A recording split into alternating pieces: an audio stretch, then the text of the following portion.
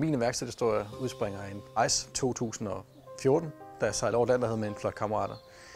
Vi sejlede fra Caribien til Kolding, og da vi gjorde stop på Azorerne efter 16 døgn på åbent hav, der købte jeg vanetro noget konserves.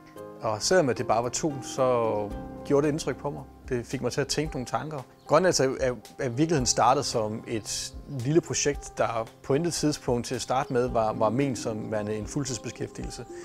Det var faktisk et projekt, jeg bare startede, fordi jeg synes, der var et behov.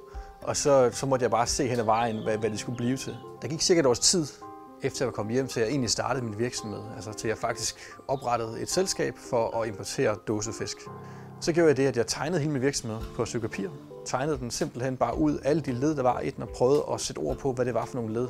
Altså alt fra, at jeg skulle købe varer, til at jeg skulle transportere varer, til at jeg skulle sælge varer, til at jeg skulle også opbevare dem jo. Alle de her forskellige led, for at prøve at identificere dem.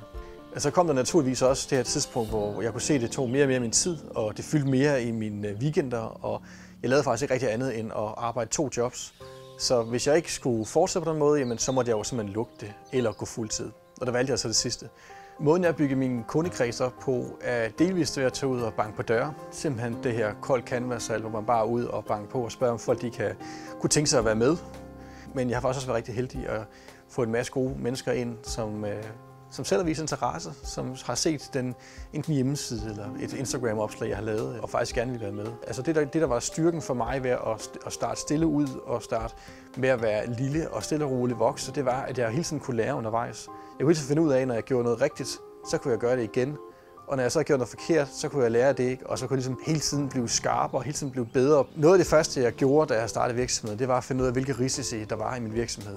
Finde ud af, hvor er det, jeg er stærk, hvor jeg er svag, og de der svagheder, jeg har, og de her risici, der er i virksomheden, hvilke kan jeg egentlig minimere, og hvor meget. Jeg vil sige, en af de sværeste ting for mig, det er helt klart være at sætte prisen rigtigt. Selve prissætningen, den er jo vanvittigt vigtig. Hvis du rammer forkert, og du sælger din vare for billigt, så ender du med at tabe på dem. Og det er sindssygt svært at hæve prisen op.